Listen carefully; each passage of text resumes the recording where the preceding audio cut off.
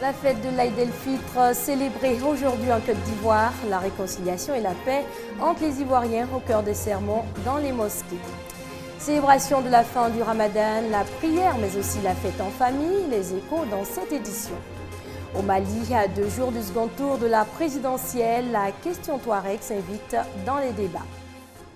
Mesdames et messieurs, il est 19h30. Bonsoir et bonne fête de l'Aïd el-Fitr à tous et à toutes. 24 heures après la fête nationale de Côte d'Ivoire, place à la fête de l'Aïd el-Fitr, célébrée aujourd'hui. Après 30 jours de pénitence, elle consacre la fin du jeûne musulman. Le chef de l'État, Alassane Ouattara, a pris part ce matin à la prière de rupture à la grande mosquée de la Riviera Golfe, prière dirigée par l'imam Mamadou Traoré. Cérémonie officielle de l'Aïd, les fidèles musulmans encouragés à conserver les habitudes du mois de piété en vue de la paix et la réconciliation en Côte d'Ivoire. Un sermon qui rencontre l'adhésion du président de la République, Alassane Ouattara. Je voudrais d'abord saluer l'imam Traoré et dire que bienheureux nous sommes tous avec la fin du jeûne du Ramadan et donc la fête, et dire que à l'occasion de cette prière, il a donné des bénédictions pour la paix dans notre pays, pour la concorde nationale, pour la réconciliation, et je voudrais l'en remercier et dire que c'est notre vœu à tous, notre souhait, que la Côte d'Ivoire nouvelle puisse bénéficier de ces prières et faire en sorte que l'évolution récente nous permette d'aller plus loin vers le rassemblement de tous les fils et toutes les filles de Côte d'Ivoire. Célébration donc aujourd'hui de l'Aïd el-Fitr. Après 30 jours de jeûne et de sacrifices, les musulmans ont prié dans les mosquées et lieux de prêche. Dans la commune d'Abobo et à Grand Bassam, l'on a prôné la paix entre les Ivoiriens. Hamza Diaby. Chers frères et sœurs, cette réjouissance s'est faite dans l'adoration, dans l'obéissance et dans le licite. Fini le jeûne musulman, place maintenant à la fête. Mais avant les 2 rakats de l'Aïd el-Fitr, les musulmans d'Abobo à Nador ont investi pour l'occasion le rond-point du Banco, transformant l'espace en mosquée à ciel ouvert.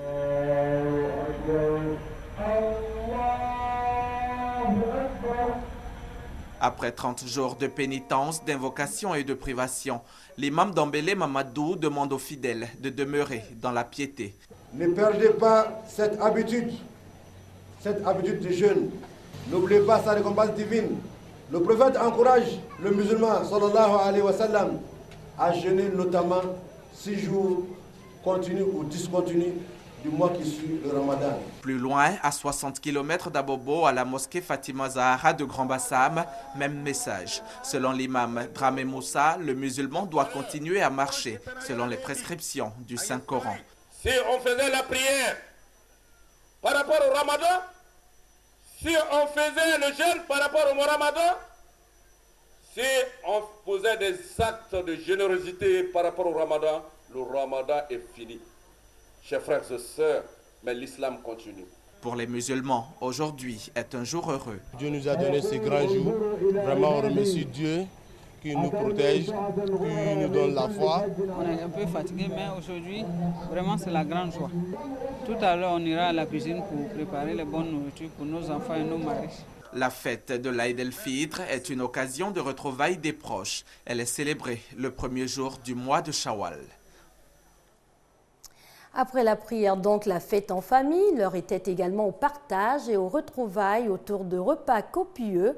Illustration à Bobo et à Yopougon, les familles Sanogo et Camara ont ouvert leurs portes à notre équipe de reportage conduite par Franck Quadio. Yopougon, il est 11h, nous sommes chez les Camara, la prière du Ramadan est passée. On se prépare à présent pour le déjeuner de rupture. Au menu, poulet, riz et autres mets. La pluie qui tombe en flot incessant ne constitue en rien un frein pour la mère de famille. La pluie est venue, c'est un peu déranger les gens parce que les gens ne veulent pas se déplacer, tout ça, ça a retardé. Ça fait que la pluie, il n'y a pas trop d'engouement, les gens ne se déplacent pas trop. Mais la pluie est une bénédiction de Dieu. Je suis sûre que c'est la grâce que Dieu a inondée sur nous.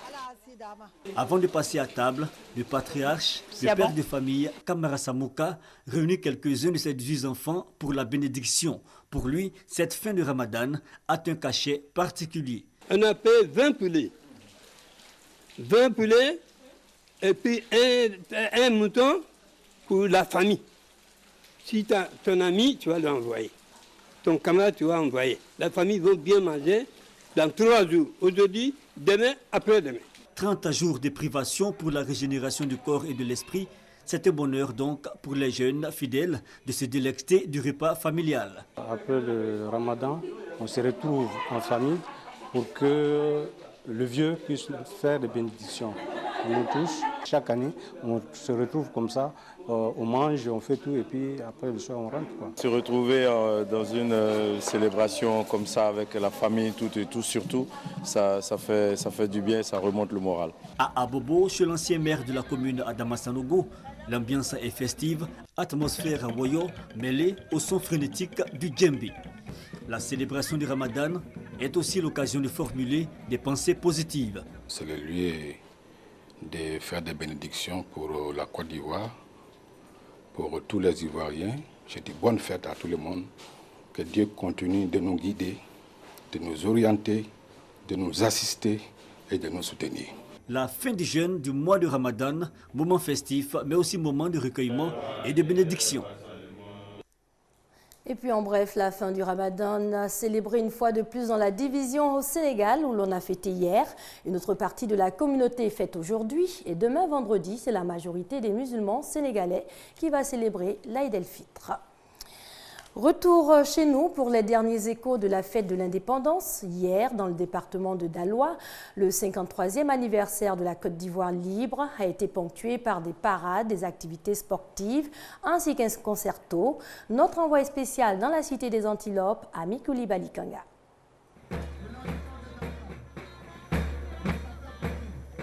Célébration des 53 ans de l'indépendance de la Côte d'Ivoire à Daloa, riche en symboles.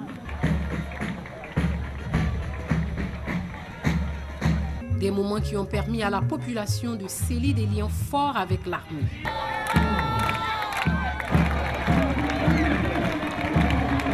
Occasion pour le préfet de Daloa d'exhorter la population à l'union. Pour nous, c'est que les populations du département adhèrent effectivement au processus de paix et de réconciliation en venant nombreuses à cette manifestation.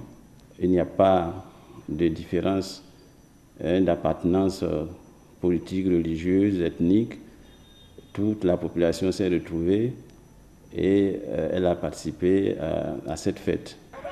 Un jour avant, les habitants de la cité des Antilopes ont eu droit à des prestations, des démonstrations de talent exécutées par des motocyclistes. Un match de football et de volley-ball pour resserrer les liens. C'est l'assemblage de tous les ministères et dans tous les ministères, il y a toutes les régions de la Côte d'Ivoire qui sont représentées du nord au sud et de l'est à l'ouest. Et les vainqueurs n'ont pas boudé leur joie.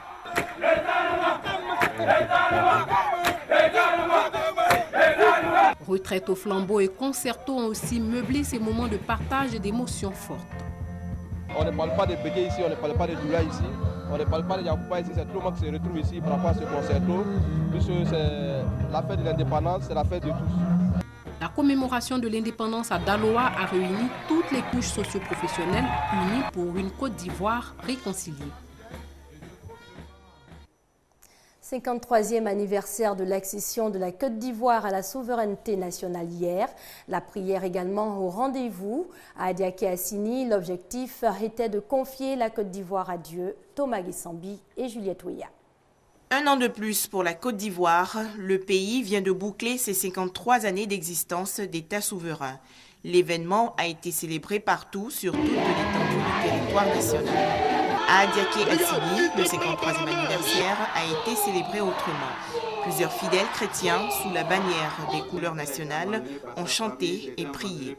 Que Dieu permette qu'il y ait davantage de personnes qui empruntent la voie de l'éternité et que toute la nation, des Ivoiriens comme tous ceux qui vivent sur ce territoire, soient des amis de Jésus-Christ. Et nous avons la certitude qu'avec Jésus-Christ, on fait toujours des exploits. Le rendez-vous, baptisé Mon indépendance du ciel, prévu pour se tenir tous les 7 août, est à sa 2e édition.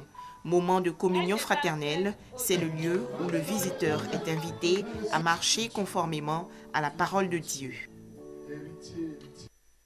Autre sujet à présent, nous sommes en pleine période de vacances, une période réservée aux colonies de vacances. Celles organisées par l'État de Côte d'Ivoire ont été lancées lundi avec un premier départ, celui des petits colons en partance pour Abengourou. Hamza Diaby. Vacances scolaires, occasion de détente, de divertissement, de voyage et d'apprentissage. Ce lundi 5 août, les meilleurs élèves des 14 districts de Côte d'Ivoire en route pour la ville d'Abengourou. Ministère de l'Éducation nationale, de la Justice, de la Culture et de l'Économie et des Finances, ensemble sur l'esplanade de la cité administrative au plateau, pour le lancement des colonies de vacances d'État, une initiative du ministère de la Promotion de la Jeunesse, des Sports et des Loisirs. Pendant 30 jours, ces 150 colons issus de familles défavorisées participeront à des excursions, des activités manuelles et socioculturelles. Visites au palais et au musée royal meubleront également cette colonie. De quoi inculquer aux enfants les réalités socioculturelles et historiques du pays. À l'étranger, présidentiel au Mali, le second tour du scrutin ce dimanche 11 août. 2 jours de campagne pour Ibrahim Boubacar Keïta et Soumaïla Cissé. Une campagne électorale express où la question Touareg s'est invitée dans les débats. Au cœur de la présidentielle malienne, ce peuple de nomades installé dans l'immensité du désert saharien. Les Touaregs au Mali ont un fief, Kidal, dans l'extrême nord-est du pays. Ils disent souffrir de mal la marginalisation. Nous, on est les citoyens du Mali, mais ils ne nous considèrent pas comme les Maliens, parce qu'on n'est pas même égal avec les C10. Il y a chaque différence qu'on a avec les C10. Parce que le Sud est plus développé que le Nord. Il n'y a pas d'emploi, il n'y a rien. Et puis la crise a trop duré. Le mouvement national de libération de l'Azawad se présente comme le défenseur de la dignité des Touaregs. Le MNLA s'était allié au groupe djihadiste pour chasser l'administration et l'armée malienne du Nord. Premier candidat à aller battre campagne à Kidal, Ibrahim Boubacar Keïta affirme être proche des Touaregs. Ibeka propose de consacrer des assises nationales à la résolution de leurs problèmes. Cela peut prospérer aujourd'hui sur des bases nouvelles de confiance. La confiance est un ingrédient, c'est une denrée qui a souvent, hélas, manqué dans l'approche de cette question-là. Je peux, sans fausse modestie, dire que je suis certain même de jure d'une grande confiance de la part de toutes les communautés du nord du Mali. Soumaïla Cissé voit dans la démarche de son rival une volonté de créer des divisions entre communautés au Mali. Le candidat de l'Union pour la République et la démocratie ne prévoit pas de mesures spécifiques pour régler la question Touareg. Je ne prévois rien pour une communauté spécifique, je prévois quelque chose pour le pays. Dans ce pays-là, vous avez des zones plus favorisées que d'autres. Il faut penser au programme de développement dans son ensemble et l'adapter aux difficultés que vous rencontrez par-ci, par-là. Je crois que c'est comme ça qu'il faut voir les choses. Je suis originaire de Tombouctou. À Tombouctou, il y a des Touaregs. À Tombouctou, il y a des Peuls, il y a des Sora. Ils vivent les mêmes conditions que tout le monde. La partie nord du Mali, désignée par le mouvement Touareg sous le terme Azawad, devrait être fixée sur son statut dans quelques mois. Ce sera à l'issue des pourparlers de paix qui seront initiés par le nouveau gouvernement malien, 60 jours après l'investiture du nouveau président de la République. Au Zimbabwe, premier conseil de gouvernement pour Robert Mugabe après sa réélection. Quant à Morgan Tsvangirai, il demande un audit des listes électorales. Première réunion du gouvernement zimbabwéen autour du président Robert Mugabe, fraîchement réélu pour un nouveau mandat de 5 ans. Robert Mugabe a promis de renforcer sa politique d'indigénisation, fortement décriée par l'opposition. À l'origine, ce projet de nationalisation vise à compenser les inégalités héritées de la colonisation britannique et à atténuer le seuil de pauvreté. C'est ici que s'achève cette édition. Merci à vous de l'avoir suivi. Excellente soirée sur RTI2 et bonne fête de l'Aïd el-Fitr.